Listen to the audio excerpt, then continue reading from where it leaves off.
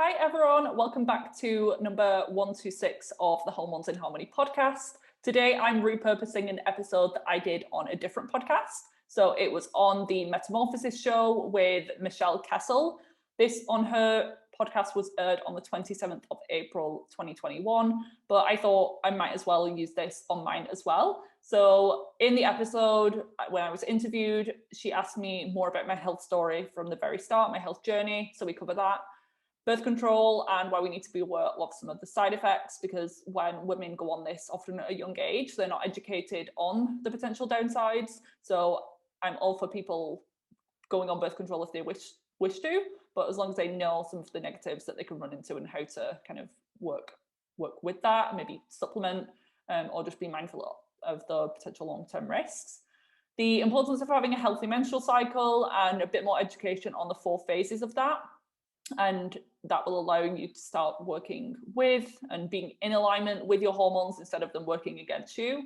We talk about PCOS, whether it's overdiagnosed or not, the gut and hormone connection, and top tips for regulating and managing blood sugar. So a ton of different subjects. I really enjoyed being on the other side of the screen and the microphone and being interviewed. So yeah, I thought I'd repurpose it and allow you to listen. But if you want more from Michelle, you can follow her podcast, available on iTunes, Spotify. But yeah, let's get into the episode. I hope you enjoy it. All right, so welcome to another episode of the Metamorphosis with Michelle podcast. I have a lovely guest here today, Vivian Alred, who is a naturopathic nutritional therapist. And after struggling with many of her own health issues, including acne, hair loss, amenorrhea, anxiety, parasites, SIBO, and other complexities, from mold illness and Lyme disease, Vivian took her health into her own hands and is now fully thriving. She is someone who works with women and identifies and addresses the root cause of their health symptoms, including acne, hair loss, fatigue, digestive issues, and irregular menstrual cycles. So, Vivian is a wealth of knowledge on all things hormones and gut health and all the topics that I love to talk about. And she also has a health podcast called Hormones in Harmony that I was just on. So you can also find that episode. And yeah, I'll have all her info in the show notes, but I'm going to let Vivian introduce herself and give us a little bit of her own background through her words. So go ahead and tell us about yourself. Absolutely. Well, thank you for having me, Michelle. And we're chatting again. Happy to talk about all of these favorite subjects of mine. And my health history is pretty extensive, so I will try and keep it as short as possible. But I always used to say that I was really healthy and had no issues up until the age of 18. But when I start to look back now, there was definitely some issues that I just brushed off as being normal. So having nosebleeds all the time, getting travel sickness quite often, having some digestive issues and skin issues. So it definitely wasn't perfect, but I had a pretty good upbringing, minimal antibiotics, pretty good diet the majority of the time. But what really triggered some issues were over-exercising and under-eating, kind of unintentionally, like undernourishing myself because I was just trying to eat healthily, but I would cut out all of the junk and not really replace it with anything substantial. And my exercise went from a few days a week to like pretty much every day, back-to-back classes for like 2 hours and fueling on a plain chicken salad a lot of the time. So lost weight, felt better initially because obviously I cut out the junk food and started eating a little bit better. But then a few months later, started to run into issues. My face broke out in acne, and I'd never really had any acne all through high school when my friends were breaking out. And then when their skin cleared after puberty, mine broke out later on. And it was pretty terrible. My hair was falling out, my periods have stopped. And I didn't really care about the period thing because, like, who wants a period when you're that age and you don't know about the benefits of a healthy menstrual cycle? So it was actually my mum who forced me to go to the doctors after 3 months because she knew that it wasn't normal. I was more concerned about my face and my hair, being an 18-year-old girl. And the only solution offered was the birth control pill. Surprise, surprise. they said either birth control or wait and see what happens. They didn't give me any advice to not exercise as much. They honestly didn't ask one question about my diet and lifestyle, which commonly is the case. So I jumped at the chance of going on the pill because they said that it would fix pretty much everything. First pill caused major worsening of symptoms. So it's very strong estrogen or estrogen pill, Dianette or Diane. And I reacted very badly, developed depression within a few days. So again, my mom was forcing me to come off, even though I was trying to push through and told her it's fine, it will get better, but it wasn't. So I then swapped over to another pill called Yasmin, which I stayed on for about 2 years. And that did help to clear my skin. And I had a regular bleed every month. I thought it was a period, but knowing now what I know, it's just a withdrawal bleed from a medication. So it was really masking things very well. But then I started to develop other issues from being on the pill. So started struggling with anxiety, which I'd never had before, multiple food reactions, even to vegetables and things like that. I would get hives, and I would just get things like headaches. My gut was more sensitive. And it wasn't until I, at age 19, went to work in America at a summer camp as a camp counselor, doing some fitness and things like that. I got very bad food poisoning twice in 2 weeks. I think at that point I contracted parasites, and that really messed up my gut and caused malabsorption and other infections later on. And because of the state that I was in, so I was in Pennsylvania and then New York, I believe that I got Lyme disease when I was out there as well. So I was bitten around like 40 to 50 times by a mosquito in an Airbnb in New York City. And there is the belief that Lyme disease is only carried by ticks from deer and things like that, but it can actually be any vector insect. But I could have well had a tick bite as well, being in the middle of a forest pretty much for the whole summer. But I never had the bullseye rash or anything like that. And my health just slowly declined from that point. And when I got home, I was just constantly bloated, even drinking water, eating anything. My stomach would be like 9 months pregnant. And I started to change my diet because I couldn't tolerate pretty much anything. So I lost a ton of weight, and I was like, because I'm quite tall, I'm 5'11", I got down to, I think, like 9 stone, which is probably like 58 kilograms, which is very lean for someone like my build. And doctors were just saying, you're still within normal range, your BMI is healthy. I told them about the bloating, and a gastroenterologist said that everyone bloats after eating. It's normal, it's fine. I brought up things like parasites. They just brushed me off and left me out of the consultation room, unfortunately. So I went to see a nutritional therapist who helped me figure out that the pill wasn't doing me any good, that I had all of these infections based on stool testing. I had a ton of deficiencies and thyroid issues and adrenal, like all of the stuff that goes hand in hand with each other. And yeah, it was just an up and down journey for several years after that, just trying to heal my gut. But I was on this journey of like trying to balance my hormones, because I was given a diagnosis of PCOS initially as well, based on my symptoms of missing period, hair loss and acne, and some elevated androgens on blood testing. So I was fit in the mold for PCOS, but I was trying to just balance my hormones and trying to heal my gut, but it would have to be like over and over again. I was just kind of doing the same thing and it would work, but then the symptoms would come back. And at that point, I'd started training to be a nutritional therapist myself, because I was getting no real help, and I wanted to go deeper than what my practitioner was going, similar to your story. So I decided to train for 3 years, and with what I learned about that, I eventually found out, even just like a couple of years ago, because so it was happening for a few years longer, that I was experiencing mold illness, and that was like a real root cause of my symptoms, and probably had been for a number of years, because I was in my childhood home pretty much, and it was quite an old home. It was built in the 1890s, I think. So we'd had known exposure to water damage under the basement, which had flooded seemingly around the time that my health started to decline. My parents' health got a little bit worse as well, never as bad as mine, because it can affect everyone a little bit different. And then the whole Lyme issue, I realized that I had issues with Borrelia, which is the bacteria associated with Lyme disease, and some co-infections. So only over the past 2 years have I known about this stuff. And after working on those things, the real root of the problem, I could keep my hormones in balance, I could keep my gut healthy with minimal effort. So that's my whole thing now, not just managing and suppressing and kind of doing what allopathic or conventional doctors do in just giving you a herb instead of a drug to suppress a symptom. I want to know, why are your hormones out of whack in the first place? It's not that you're deficient in DIM or Vitex or Chaste or Maca or anything like that. It's that there's something going on, and I want to fix that problem rather than just band-aiding the issue. So that's what I do now, help other women do the same. I love that. Thank you so much for sharing your story. That is so powerful. And I think a lot of women are able to relate to that and are struggling in that loop of, oh, I'm taking all these herbs and stuff, but I'm not getting better. And it's like you said, because of that root cause approach. So, what was your kind of like big root cause? Is it the mold? Is it the Lyme disease? Or what do you think it was?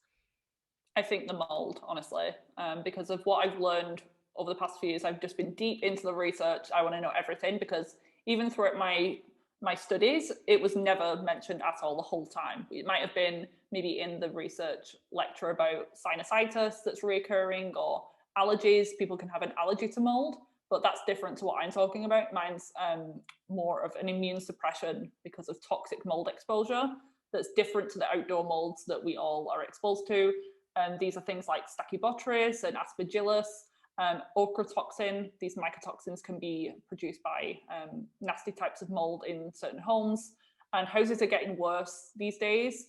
So old houses are a risk, but even some of these more modern houses, just the way that they're built now for kind of eco-friendly or trying to conserve energy, it makes things like airflow a lot less beneficial. So any issues in the indoor air, it's not getting circulated well enough, and just some of the building materials that are used just to save money, they're not friendly for people like me with issues with mold, which is believed to be 1 in 4 people have a genetic susceptibility to not their immune system doesn't recognize mycotoxins, these mold toxins, as dangerous. So for someone else, the rest of the 75% of people, when they are exposed to mycotoxins, their immune system detects them immediately, tags them as being dangerous, and are dealt with. In my body, the mycotoxins enter, my immune system doesn't recognize them, and that's why they're allowed to take over and suppress my immune system.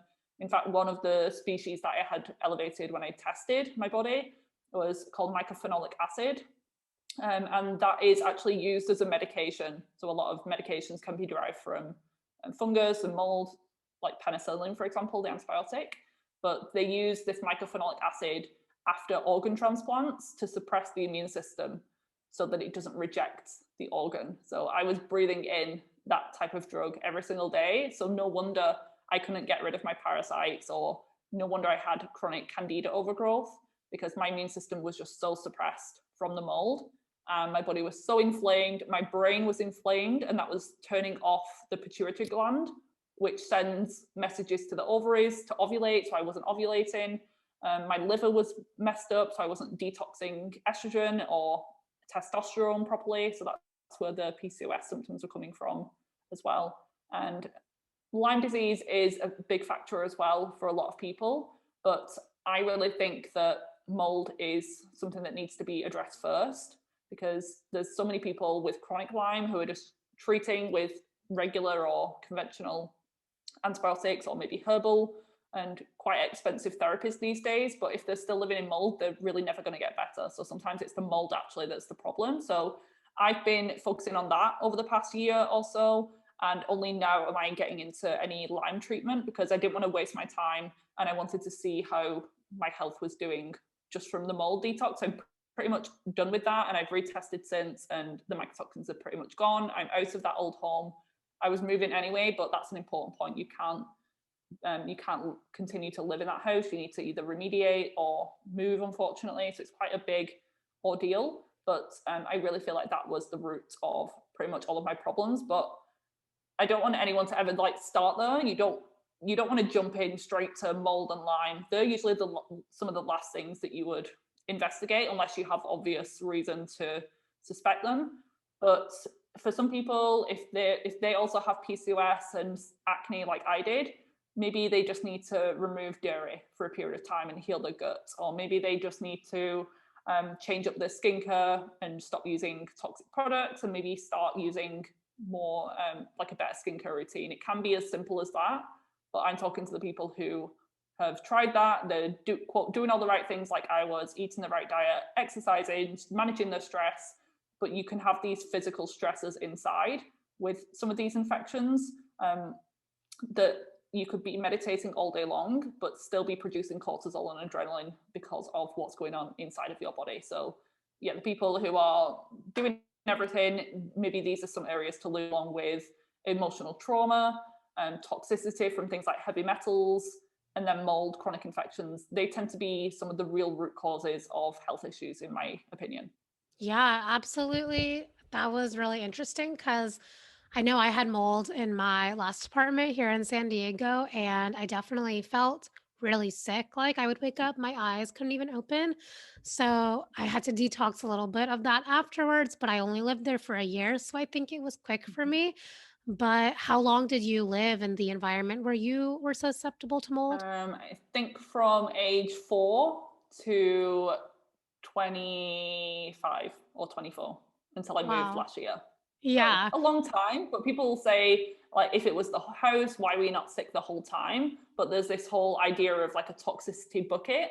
I Right. think you're familiar with like the Dr. Stephen Cabral. He's the one who calls it like the rain barrel effect, and he Hmm. has a really good book that describes that exactly. So I probably was reacting to mold the whole time, but it wasn't until I started the medication, the birth control pill, I stressed my body out by under eating. I stressed it out by over exercising. I traveled and picked up infections. That just added on top of it until it overflowed, and then I got the symptoms.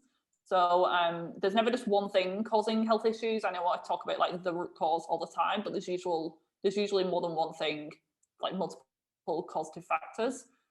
So for me, the mold thing, but I can't just focus on that. I need to like go back in time and fix all of the other problems that have stemmed along the way. And for some people in households, it's just them who's sick. So that's what also makes them think it can't be the house because my husband or my partner or my children are fine. And a lot of women struggle with symptoms because of a few things. So women have just a higher toxic burden just overall, sometimes from the types of products that we use and conventional makeup and beauty products and things like that. We tend to have higher levels of body fat just naturally, even if we're like normal weight. The men tend to have a lower body fat, and the body fat holds toxins like mycotoxins. So that can be another factor. We tend to have less blood volume as well. So we tend to be more affected by any toxicity in the body. Plus, women are often more in touch with their bodies as well and are more likely to recognize when something's wrong, whereas a lot of men can kind of just um, get on with it, or they don't really know what's right or what's wrong.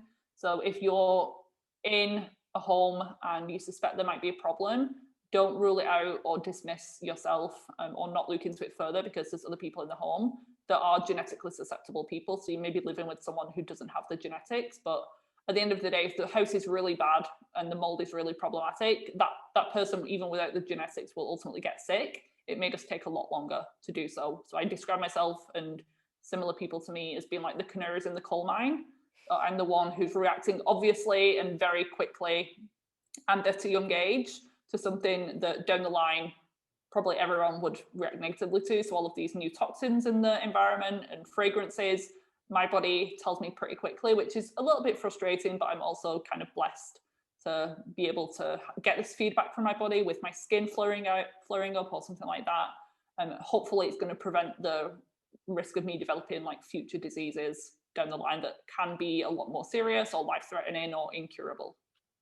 Yeah, absolutely. Mold is so crazy how it's so prevalent in homes these days. Do you know if there's any way that people can kind of take preventative action towards mold and getting that in their bodies? Definitely. So I'm glad that I've learned this early on before I get to the stage where I'm like buying a home, like a long-term home. I'm just renting at the moment, but I'm got into the habit now of every month checking everywhere. So under the sinks in particular, in the bathrooms, just having a feel around under the material and under any products or anything, if there's any dampness or wetness, because you really want to nip things in the bud before they're allowed to get worse. Same with maybe a little bit of a shower leak. You'll be like, oh, it's fine, it's not a problem, I'll deal with it. Never, probably. So you want to just fix things now, because yes, it's an expense and it's another job to do, but it's really worth it than having to rip out your whole bathroom and get a new one fit in, because sometimes, and a lot of the time, honestly, mold can be invisible. So in my previous home, there was a visible sign of mold. It was an old house, but everything was under the floor, because there was like a crawl space underground, and that's what flooded a few years back, and then it was just never dealt with properly. The water was removed and bailed out, but it wasn't dried out properly, so that's within 28 to 48 hours, just a recipe for disaster and for mold growth. Plus, you can do things like checking behind furniture, pulling the furniture away from the walls and just letting earth flow circulate, opening windows. You can use air filtration systems, but I would recommend getting a good one, and a lot of them are pretty pricey, so you're probably looking at over $1,000 for a good one. So it needs to be mycotoxin specific. It needs to be like down to a certain particle size. It gets a little bit confusing, but there's a ton of good ones in the US, like Air Doctor and IQ Air are some good ones. Getting outside as much as possible and just being aware of it, but not freaking yourself out, like scouring the whole house and being kind of hyper vigilant for mold, because that's not going to be helpful. But it's just maintaining your property and checking for leaks and things like that, and getting on them as soon as possible.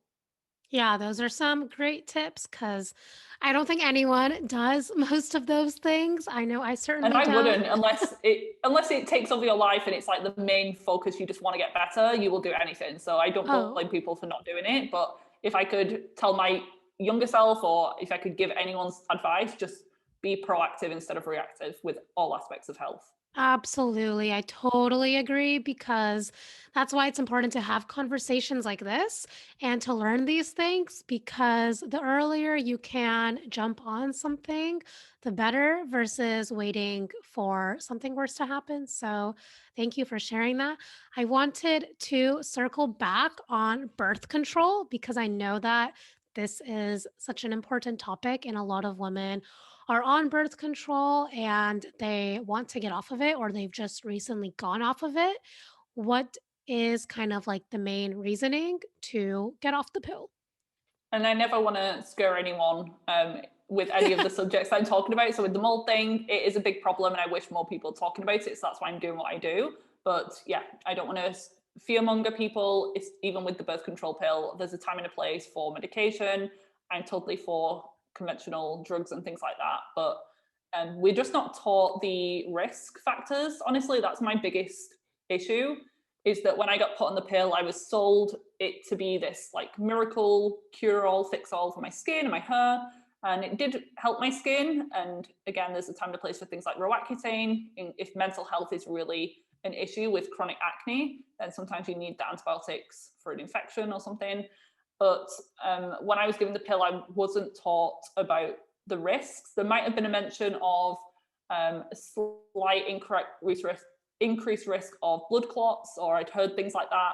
But I was thinking, there's no family history of breast cancer. I'm fine. I'll be like one of the lucky ones. And if you look within the pill box, there's the insert with it's like a 20-page thing in there giving all of the side effects. But whoever reads that? I definitely didn't. But even those things don't mention the less life-threatening symptoms or less serious symptoms, but more of like the chronic symptoms that people are dealing with on a daily basis, like hair loss or anxiety or IBS and digestive issues because of the pill, or the fact that it depletes your B vitamins and your zinc levels, the fact that your period might not return for 2 years after stopping it. So if you're coming off at age 35 wanting kids, and then you're freaking out and stressed because you're feeling like you're on this ticking time bomb with not being able to get pregnant. So it's those things that I wish would be mentioned. And if someone accepts all of that and is totally on board and knows the risks and maybe wants to take a B complex supplement whilst they're on the pill and maybe a probiotic, that's fine, but I was never taught any of that. So that's my problem. And at a physiological level, I didn't know that when you're on the pill, the bleed that you're having isn't a real period. It's just a withdrawal bleed from a medication. So it's not normalizing or managing your period at all. It's just a fake bleed, and your brain and ovary communication is shut down that whole time. So you're not ovulating. That's why it's great at stopping pregnancies. But it can take a while for that connection to reestablish again after stopping the pill, especially if you went on very young.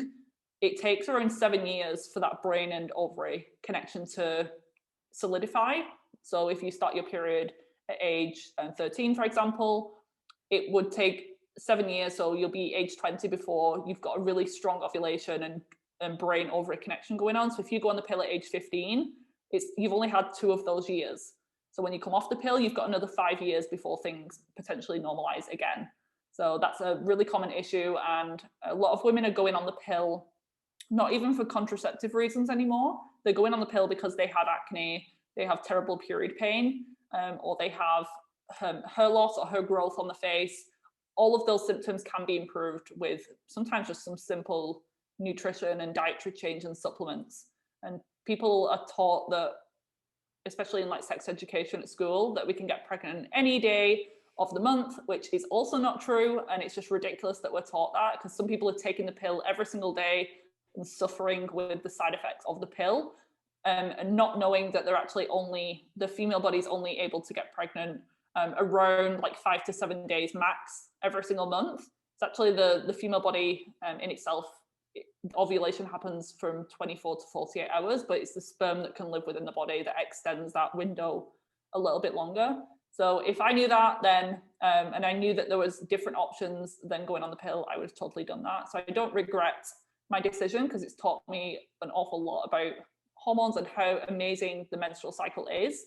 I used to hate having a period, but when I stopped the pill, I didn't have one for 2 years, probably because of that brain and ovary connection, but also because I'd lost a ton of weight. My body was like very deficient. I had a lot of gut infections. So fertility, in my body's opinion, wasn't a top priority at that moment in time. So it was like, we'll deal with that later.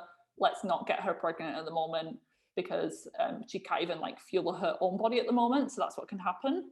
And ovulation really is the star of the show. So when you're on the pill, you're not able to experience the amazing like fluctuations of the female hormones and the different cycles that we have. And I know you're into like cycle syncing as well. So when I started to learn that there was actually different things going on at different times of the month, I was like, what is this? We've not been taught anything like this. I thought there was just a period once a month, lasted a few days, and then it just came back again. But no, there's all of this amazing stuff. But when you're on the pill, ultimately you can't really benefit from that. There's a big increased risk of things like anxiety and depression. Sometimes people don't connect the two, because they maybe start in the pill when they're 16, but don't develop anxiety until they're 18. But it can be because of the pill a lot of the time, but it can sometimes be delayed. So they start to think maybe it's just their personality, maybe there's something wrong with them. And they get stuck on medication for several years afterwards, not knowing that it's actually this pill that they're taking on a daily basis that's causing it. It's probably because of the effects that the pill has on the gut. That's where a lot of the neurotransmitters or brain chemicals are actually made, like serotonin. 90% is made in the digestive tract, and the pill is believed to have low dose antibiotic-like effects, and also the effect that it has on nutrient levels, like the B vitamins, zinc, etc., that can affect the way that our brain functions. And a lot of people, once they stop the pill, if they fall pregnant pretty quickly afterwards, that can not be great, because then you can go into pregnancy nutrient deficient, and that can affect the child either during pregnancy or a miscarriage risk, or just their health in the long run as well. So I always tell people, even if you don't want kids now, try and give yourself at least a year, ideally 2, off the pill in the future, and prep your body for pregnancy, because people are used to prepping for a wedding or a big birthday celebration for like 2 years beforehand, but then when they want to get pregnant, they want to get pregnant right now, and they don't even put as much thought into it. So yeah, time and a place for the pill, but know the risks, and if you accept to accept them, that's fine. There are things that you can do to work around it. But if you don't want to be on the pill and don't want to get pregnant, that's fine. You can still use things like sometimes people choose the copper coil, which isn't as bad as the hormonal IUD, but it still has some risks. So it's not suitable for everyone. But honestly, fertility awareness method is pretty amazing, and it's what people have used for hundreds, if not thousands of years, where you just track your cycle and your temperature and cervical mucus, find out when you're ovulating. Everyone's a little bit individual, but usually like mid-cycle, day 14 to day 18 for most women. And then you would use barrier protection or abstain during that time. And you don't have to kind of put these synthetic hormones into your body on a daily basis. Yeah, thank you for shedding light on this topic.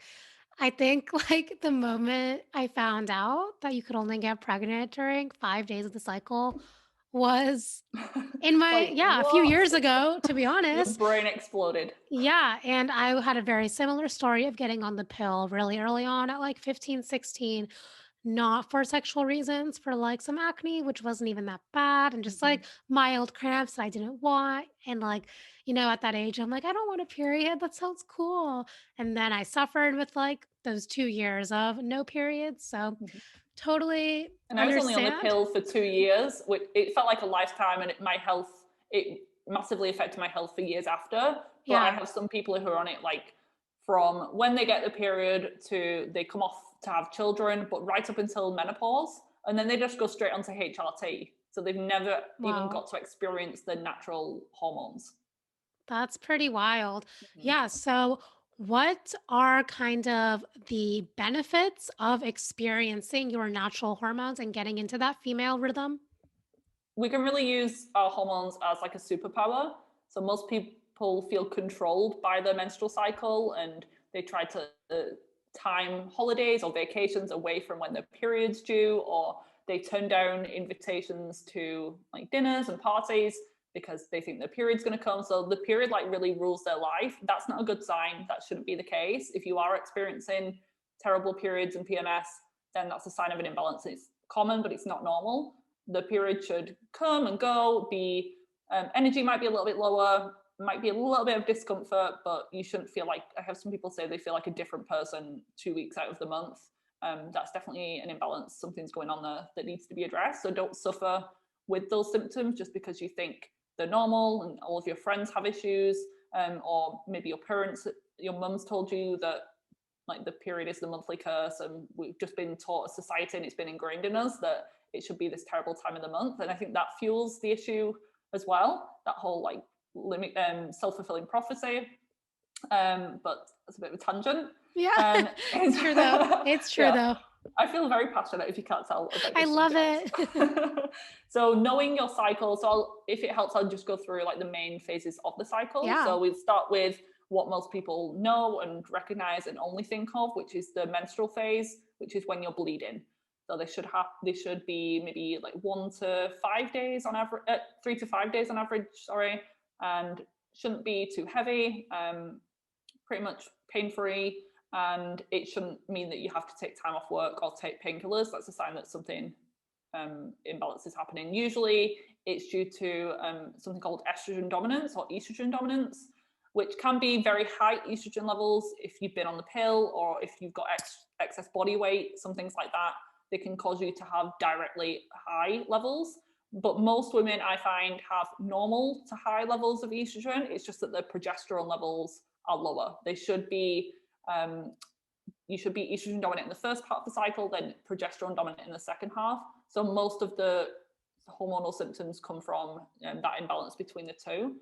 And then once the period has started, so I described it as being like winter. It's a time where the hormones are at the lowest point and things are a little bit cold energetically in the body. So like lots of nice warming foods and rest, self-care is great during that time.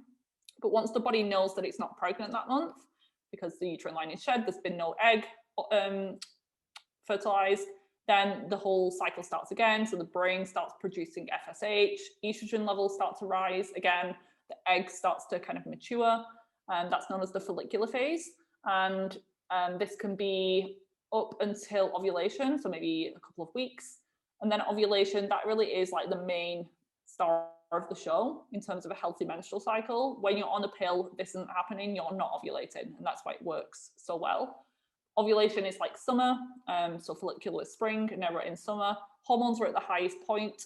Symptoms can happen here because some people's hormones spike a little bit too high, particularly the androgen, which is the male hormones, testosterone, so they might get some breakouts during this time. Or it could be that the hormones are spiking, which is natural, but the liver can't keep up with the extra work. So it may be that they require additional liver support during that time.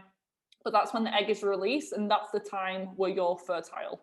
So things like cervical mucus might change. It might become more of a raw egg white consistency. So clear, stretchy, slippery, and that's designed to kind of capture sperm in the fallopian tube and keep it there until the egg drops and potentially there's fertilization that happens.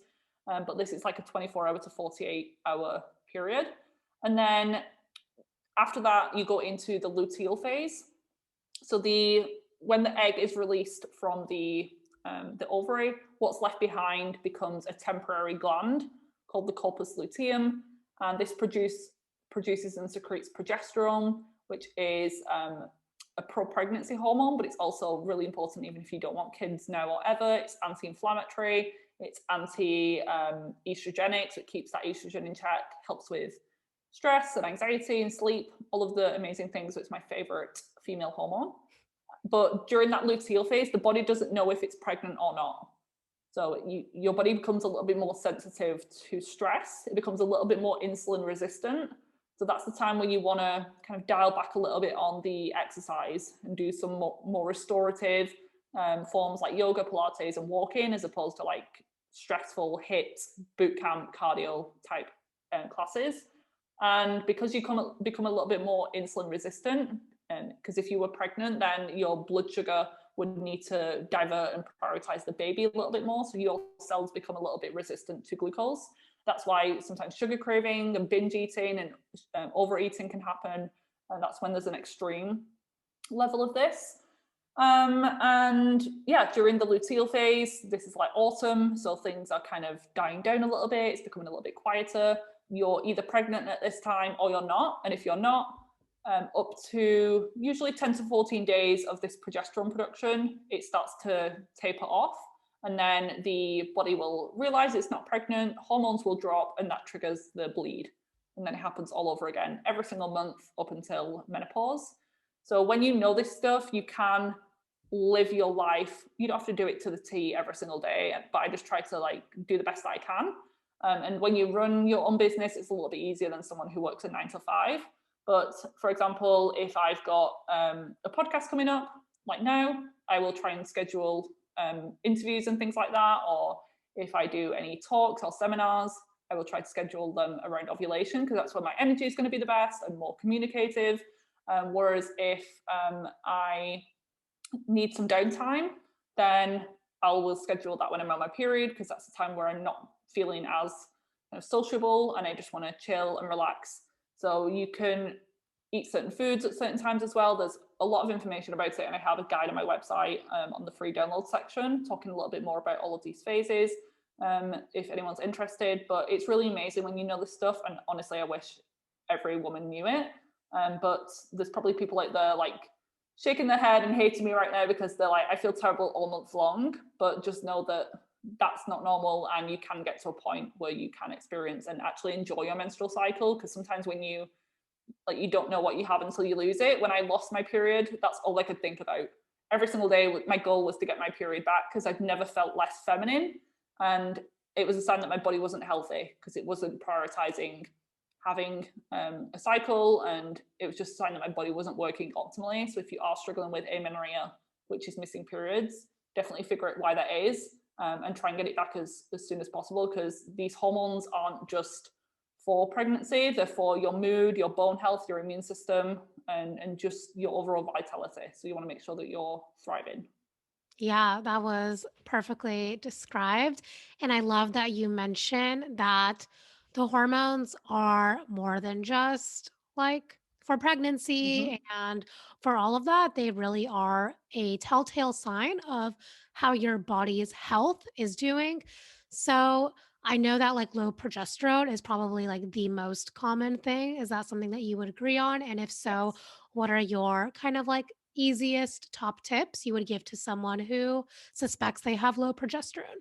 hmm So yeah, a lot of people do have low progesterone, but again, they might be producing progesterone. So it's important to know if you are ovulating or not. That's step number one, because you can have a period every month or have a period, but not ovulate. So that's still not healthy. But if you ovulate, you will have a period or you will be pregnant. Like it has to be like for a healthy cycle, the ovulation is the start of the show. So in order to test ovulation, you can do things like basal body temperature tracking, or you can do a blood test or a urine test in the lead up to your period. So if your period's pretty regular, maybe 5 to 7 days before, or some people get the cervical mucus production, or they just feel like they're ovulating with little cramps in the ovaries, so the lower pelvis, or sometimes sex drive, or the breast hurts a little bit more. And then you can test a little bit after that and just see if you have ovulated, but that would only confirm ovulation, not predict.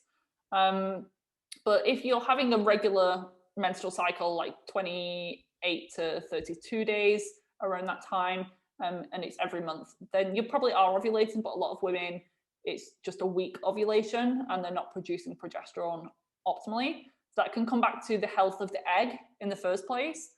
Things like mold exposure can damage eggs, as can environmental toxins and heavy metals and cigarette smoking and stress and trauma deficiencies.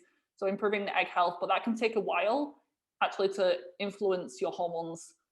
It will take around 100 days or 3 months. So if you start implementing some of these things now, you might not even see any real changes until 3 months' time. So that can be a little bit frustrating for some people, because I have clients who feel like they're eating better than they've ever done in their life, but they have the worst period ever. But then I ask them, what were you up to like 3 months ago? How was your health? And they're like, oh yeah, I was really sick. I had coronavirus. I was on vacation and drinking every single night. So yeah, always think back, and your hormones are on a bit of a delay. So what was the question? Oh yeah, no worries. I like this tangent, but it was just top tips for someone who suspects Yes, they have low low progesterone. progesterone. Yeah. Okay, yeah. So I was talking about how to identify if you're actually ovulating, because that's like the main thing. That's where progesterone comes from the corpus luteum. And stress, I know it's like classically said, but stress is like the thing that lowers progesterone levels. People, and I was taught this as well at nutrition school, that cortisol kind of steals from progesterone. That's not actually true. It doesn't actually steal a hormone. It's just that when you're stressed, your brain doesn't think ovulation is necessary. So it's more of Right. a brain thing than actually a physically stealing away from progesterone levels. But it is true that high cortisol and stress depletes your progesterone, but it's from a bit of a different angle. So it's more of like a protective mechanism from your body that's, as I spoke about before, it doesn't think it's the right time, so it will hold off if the environment isn't as good as it can be. It's never going to be perfect. So stress management is number one. It's like the most important thing. But when I talk about that, it's not just about meditation and like deep breathing and those types of things. I'm talking about physical stressors. So a big one with hormone health is blood sugar irregularities. So if you're not balancing your meals properly, if you're not eating often enough, like you're fasting. A lot of women these days are doing bulletproof coffees and fasting, and or not eating enough just overall, or they're not eating enough protein, or they're eating too little or too many carbohydrates. It's really individual to the person, but that can throw off your blood sugar levels. Even if you're eating like a healthy diet, a lot of people still have imbalances, because it's not just about carbs or food. Even with blood sugar, it comes back to sleep, exercise, muscle mass, stress levels, sometimes medication, mineral imbalances. They can all affect your insulin sensitivity and your blood glucose. So managing your blood sugar is number one. If you've got some sort of physical imbalance, so an infection in your gut, so if you've got parasites, I have some people who have parasite infections and that's affecting their hormones. One, because of nutrient deficiencies and the fact that they're not actually absorbing and benefiting from the food, but also because the body senses danger, like there's some infection in the body, something's wrong, environment isn't perfect. So the brain will think, not this month, it's not right. there's some sort of like inflammation going on in the body, so let's hold off pregnancy. Back in the day, like caveman times, it used to be a life-threatening stress as well, like a saber-toothed tiger, a famine. But now it could just be that you've not eaten for 6 hours and the body thinks there's no food, like we're going to starve, because the female body in particular is very sensitive to stress, and famine and things like that, and it needs to be safe and secure, particularly when it comes to fertility and pregnancy. So stress management, and that needs to be both the physical and emotional things. And then there are certain things like, these are more like band-aid solutions, that's why I'm not going to those first. Things like vitamin C or vitamin C has been shown to help. I prefer to get it from like a whole food source as opposed to an ascorbic acid. And also things like Vitex or chase tree berry can have been shown to increase luteinizing hormone, which can improve ovulation and progesterone production. But you can see, and I said at the beginning, if you're just doing that, if you're just supplementing with those two things, but you're not dealing with the stressors and all of these other problems, then you're kind of just doing what conventional medicine does. And it's maybe not, it doesn't come with a whole list of side effects like the birth control pill, but as soon as you stop taking them, it's probably just going to come back again, and it's really not addressing the root of the problem, which is my goal. Yeah, absolutely. I totally agree with all of that. I feel like it's so common where people are like, oh, I'm just going to take these herbs Mm-hmm. that are really just masking the Mm-hmm. symptom and aren't actually healing it. And then they stop taking the herbs and Yeah. everything's back at square one. Yeah, and they can be really expensive. And I had the same thing. I was taking these expensive liquid tinctures that tasted terrible and they would help. But as soon as I stopped taking them, my issues would come back. So there's no doubt that plants can be powerful. And sometimes these herbal blends can address the root cause, because sometimes they might have antimicrobial like wormwood or garlic in there, or they might contain ginseng, which strengthens the adrenals if there's been an issue with like cortisol and adrenal problems. So some of them can address the root cause, but it's really not a holistic approach. Yeah, absolutely. As far as like the gut and hormone connection, what do you think of like how do those come into play and are connected? The hormones and menstrual cycle will never be fully optimal if the gut is imbalanced.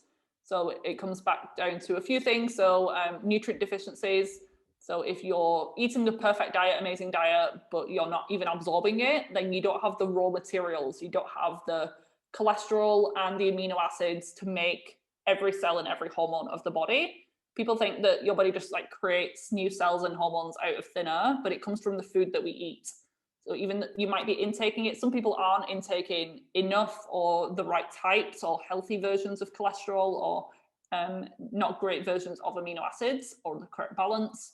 But some people are, and they're still not even digesting and absorbing it. So that's probably number one, the malabsorption. But then the other thing is the whole stress and inflammation caused by some of these infections that can live within the gut, like SIBO, small intestinal bacterial overgrowth, parasites, H. pylori, candida are probably the main ones.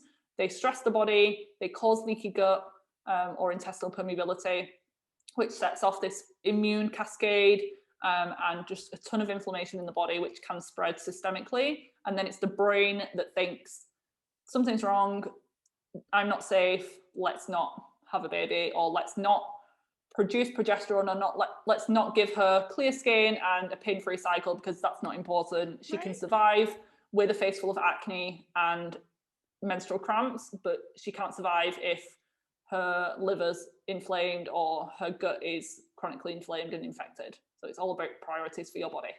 Yeah, absolutely. I feel like my clients who had gut health issues also had hormone issues. It was never like one or the other. Mm-hmm. It's always hand in hand, and it's so important to address both.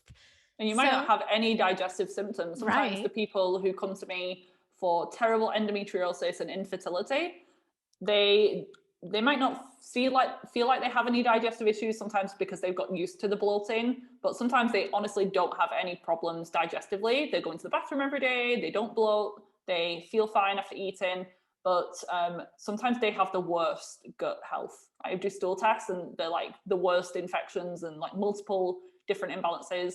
So yeah, don't rule out gut issues, even if you're if your gut seems fine, because it doesn't have to be the case. You can have they're called extra gastrointestinal symptoms. So sometimes it's acne, hair loss, rosacea, joint pain, fibromyalgia, anxiety. That can stem from your gut. So definitely if you have digestive symptoms, it's a given that that's contributing, but even if not, it's something to consider.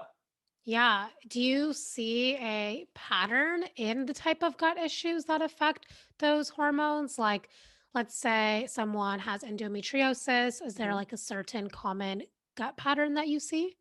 Yeah, good question. So a common one is H. pylori, which is a Hmm. bacteria that lives in the stomach. That can be highly linked to thyroid issues, particularly Hashimoto's thyroiditis. Same with parasites. Well, when you have H. pylori, parasites can go hand in I hand, feel as like can everyone candida. has Yeah, I parasites. know. But even if a stool test comes back negative, you've Right. probably still got parasites because Hmm. they're such a huge problem. So yeah, the H. pylori and thyroid can go hand in hand. What else? Candida probably is linked to, so I'm kind of just thinking of clients, it can cause a lot of sugar cravings and blood sugar issues, and that can cause issues with estrogen dominance and sometimes PCOS. And people know with if they have PCOS that blood sugar control and managing insulin spikes is really important. But if you've got a chronic candida infection, then that's going to make it very difficult. So it's not that candida causes PCOS, Hmm. it's just that they can be intimately connected. I really feel like mold was some mycotoxins. It's a little bit of a different, it's not really a gut infection, but mycotoxins can contribute to things like endometriosis and PCOS, I found, because some of them are estrogenic. So these things that you're breathing in can promote excess estrogen within the body, but it's not the healthy types. And what's another one? Sometimes on a stool test, and when you have things like SIBO, it increases recirculation of estrogen. So there's a marker on a stool test that I use called beta glucuronidase, and a lot of people have very elevated levels of that. And that causes them to, rather than excrete estrogen once it's been used, like it should be, because it's considered a toxin once it's been used for its daily functions, the body needs to get rid of it. But when you have bacterial overgrowth, particularly these bad types of bacteria, that process doesn't happen. And when that estrogen gets to the bowels, ready to leave, the bacteria get at the estrogen and allow it to get back into the body and recirculate. So I would say SIBO is potentially linked to estrogen dominance as well. And then the conditions like heavy periods. There's a big connection between low stomach acid, SIBO, and acne and rosacea. So just a few examples. Wow, that's really fascinating. Mm-hmm. I didn't know about those, so that's always interesting to Mm-hmm. learn.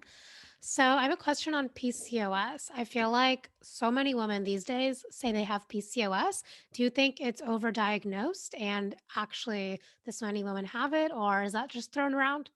Yeah, I find it's because I initially started specializing in PCOS because I thought that that was like the answer to everything. It was just that I had PCOS, but that's actually more of a symptom of something deeper. Same with PMS, PMDD, endo, they're all symptoms of something else. So keep digging. But I find that it can either be very overlooked and underdiagnosed in some cases. There's some women who they've been to doctors and specialists, they're at fertility treatment clinics, and no one's ever brought up PCOS to them. And they look like someone classically with PCOS. So it's just crazy that it can still be that overlooked. But then there's a lot, I think it's more common that it's overdiagnosed these days, especially in older women. So women in their 30s, after they come off the pill, a lot of women can go through a temporary hormone imbalance. Just as the bodies are adjusting after being on the pill for several years, the body starts producing more androgens because the pill suppresses that, and it suppresses that brain to ovary connection. So when you come off it, the body is like, oh my God, I've been suppressed for so long. Let me just start pumping out all of this testosterone and just start kind of getting used to cycling again. And because the period can go missing for a few months or sometimes years, those are some of the diagnosis reasons to diagnose PCOS. So maybe the acne the skin started breaking out, maybe the hairs started falling out because the hormones are changing, and maybe they have gained a little bit of weight because the body has started to kind of bounce back from being on the pill. Sometimes that can happen, and they're not cycling. So then they've got like four things showing the doctor that they have PCOS, but it's just a temporary thing. So many women who get diagnosed and then get sent down the line of fertility drugs and IVF, and they actually and get put on metformin, they actually don't have PCOS. If you do have PCOS, it's more likely to show earlier on in life. It's not impossible for it to start later, but most likely symptoms start around puberty, with things like acne during that time and irregular cycles from the get-go. But if you've had perfect periods initially and then just went on the pill for other reasons, then you probably don't have true PCOS. You've probably just got a temporary hormone imbalance. But yeah, there's other conditions like hypothyroidism that can look very similar. There's a lot of crossover between the two, because having a sluggish thyroid can also cause you to not ovulate and have hair growth or hair loss, and weight gain and things like that. A condition called hypothalamic amenorrhea, where someone's lost their period because of stress. So I think I actually potentially had that alongside PCOS early on, with overexercising, undereating. A lot of those women are normal to underweight, but there are people who have PCOS. People always think that they have to be overweight or obese, but there's actually like lean PCOS as well. So I would say most people are overdiagnosed. And to me, I'm not massively concerned anymore about labels, because at the end of the day, well, I'm not a doctor anyway, so I can't diagnose. Right. And people come to me with like a list of like, I have this disease and this condition, like a page long of notes, but I tell them like, it's obviously interesting and I'm going to take into consideration, but I want to know what person has the disease rather than what disease has the person, because my goal is to just address the whole body anyway and just get the body working better. And sometimes these seemingly random and separate symptoms can just clear up when you stabilize the blood sugar and fix the gut. So I always start there, and then there might be something that we need to troubleshoot a little bit later, but a lot of the time that's not even necessary. The body just starts working and it can heal on its own when you remove the roadblocks and the stressors and add in what it needs in terms of nutrients or stress management practice, more sleep, all of that. Yeah, the body can heal. Right? It's so powerful how the body can heal when given the right environment to Mhm. heal in. And I Exactly. love that you said everything's so connected, because it's so true. You can be diagnosed with X, Y, and Z, but it's really just one main thing. So you mentioned you start with the gut and blood sugar. What are your top three blood sugar healing tips? Mm-hmm.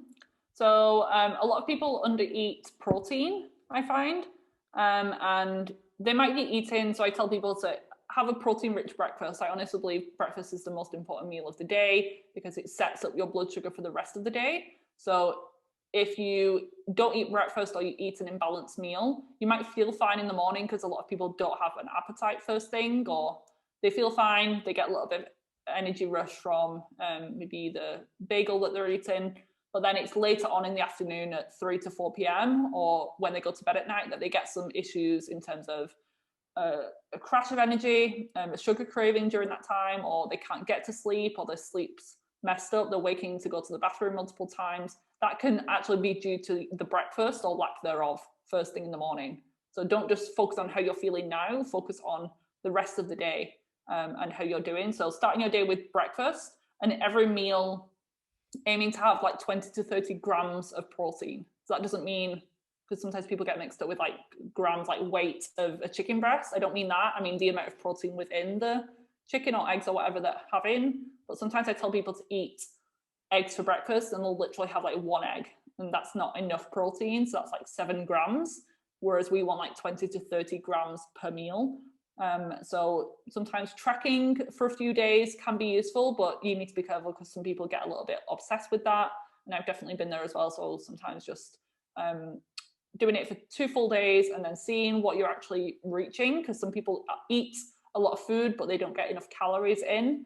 And people are surprised that they're only eating like 1,400 calories, even though they're eating all of these big meals regularly. So it's worth doing a little bit of an experiment, but then just deleting the app and being more intuitive. I'm not a fan of like very frequent eating unless there's a specific reason for that. So I'm not into snacking much. And I believe that we should be able to have like 3 meals a day and be able to survive in between without like feeling like we're going to die or pass out from exhaustion or low blood sugar. But sometimes it's necessary to kind of work towards 3 meals a day, and it needs to be a slower process. I wouldn't go longer than probably 6 hours without food, because that can, again, drop your blood sugar, stress the body. The body feels like it's in a famine, even though you obviously know that it's not. The physiological response is still the same.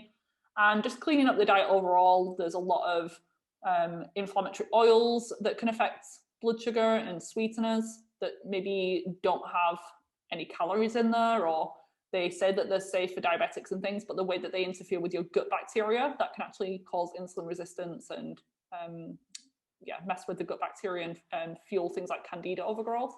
So just clean up your diet, whole foods as much as possible, minimally processed, minimally packaged, cutting out sodas and sweets and candies and all of that, obviously, like the simple boring stuff. But even some of these like natural, gluten-free, not natural, but like seemingly healthier gluten-free products and new companies that are coming out, a lot of them are just still full of crap, honestly, and just as bad as the original. But just because they're gluten-free, people assume that they're healthier, so don't fall for that marketing scam either. Yeah, totally. I think that's something so many people fall for. And I always like to tell people look at the ingredients of what you're eating. And if Yes. you don't know what it is, your body doesn't know either. So Mm-hmm. even if it says like whatever fancy flour, there's probably some weird chemical added to that as well. Or there's like 20 ingredients. I always say like a minimal ingredients list. An apple and a steak doesn't have an ingredients list. It just is Exactly. ingredients. So that as much as possible, but also not becoming like too perfectionist and too strict about it, because that stress can increase your blood sugar as well. Totally. Those are such good tips. So, I think the final question I want to ask you is what is just like one thing to do every day for balancing your hormones? hmm I would say pay attention to your light exposure. As humans, but particularly as women, we should be very in sync with the earth and nature, but now we're not connected at all, and it's really affecting our health in many different ways. So I'm really big into circadian rhythm and body clock, particularly when someone's struggling with hormone imbalances. And when people aren't on the pill and they're healthy and cycling naturally, a lot of women tend to cycle together. Or if you've ever lived with like a group of women, or you've got sisters or your mum, you tend to all kind of sync up together. And that's just a sign that things like the circadian rhythm and body clocks can be playing a role. So now we're all indoors all of the time under artificial lighting, staring at screens all day long, not going to bed because we're watching Netflix at 11 p.m. And that blue light is still telling our brain it's 3 o'clock in the afternoon. And no wonder there's a lot of sleep problems. But there's some people who they can fall asleep, but they're still not getting into the deep phases of sleep. So you might have your eyes closed and be out for 8 hours, but you're probably not in that deep restorative phase. And no wonder you wake up tired or your cycle is out of whack. So my tips would be first thing in the morning, if possible, get sunlight into your eyes as quickly as possible. The ideal would be to just get outside for a quick walk. But it could just be that you open up your curtains and blinds and open your window. It's best not through glass because the glass can filter the UV, and without glasses as well, or contacts. A lot of those things have UV filters in, therefore you're not benefiting from the full light hitting the retina. And throughout the day have like mini stop points just for a nice break at work and like a nice stress management practice. Just stand outside or go for a quick walk around at multiple points throughout the days, maybe after lunch, mid-afternoon, especially if you get that 3 to 4 p.m. slump. That's a sign that you need some sunlight, and I can guarantee you're going to feel better than having a coffee. Just getting out and getting the sunlight in your eyes. And then in the evening, you want to do the opposite. You want to mimic the sunset indoors. So in winter, especially in the UK, the sun sets at like 4 p.m. So you want to kind of mimic that and not have so many room lights on. And I'm a big fan of blue light blocking glasses. I use the brown blue blocks, and they just pop them on while you're making your dinner, while you're doing your household jobs or finishing off a bit of work. Because obviously we can't just stop working at that time and go to bed.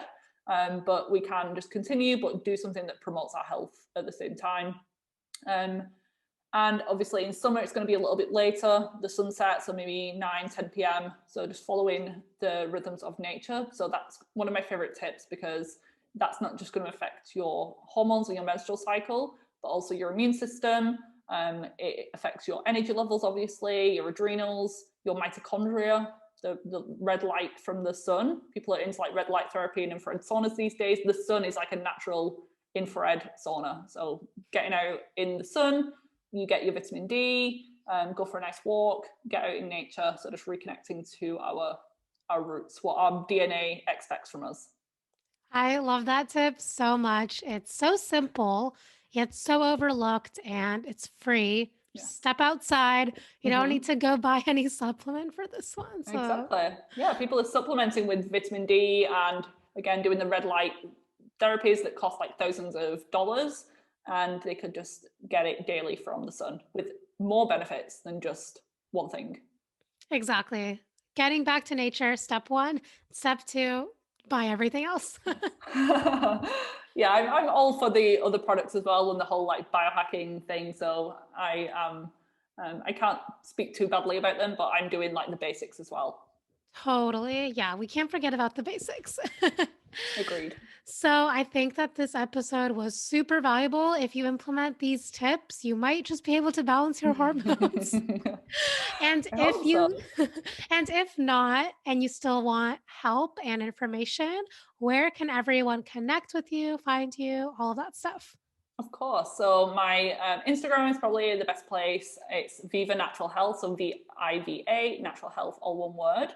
I have lots of highlights on there with some education and more on kind of how I stay hormonally healthy. My website is vivanaturalhealth.co.uk. There's a page on there as well with a lot of free downloads. So on like cycle syncing that we spoke about earlier, tips on gut health, tips on root causes of acne. So there's probably going to be something on there to benefit you, like sleep hygiene tips if you're struggling with sleep. My podcast is Hormones in Harmony, which you've been on as well. So you can go and listen to Michelle's episode. And yeah, I work with clients online, on Zoom, even before the whole pandemic changed the world. I work with clients worldwide. So I always say, as long as you've got internet access and you speak English, um, and we can communicate, that totally works fine. And I offer a free enrollment call if anyone's got any questions or is thinking about working with a practitioner and just wants a little bit more information first. They can sign up for that as well on my website. Awesome. Yeah, I'm sure that the women who listen to this will have their notepads ready and got lots of great tips. So, thank you so much for coming on the show and sharing all of your wisdom with everybody. You're welcome. Thank you, Michelle, for having me. Of course. Talk soon.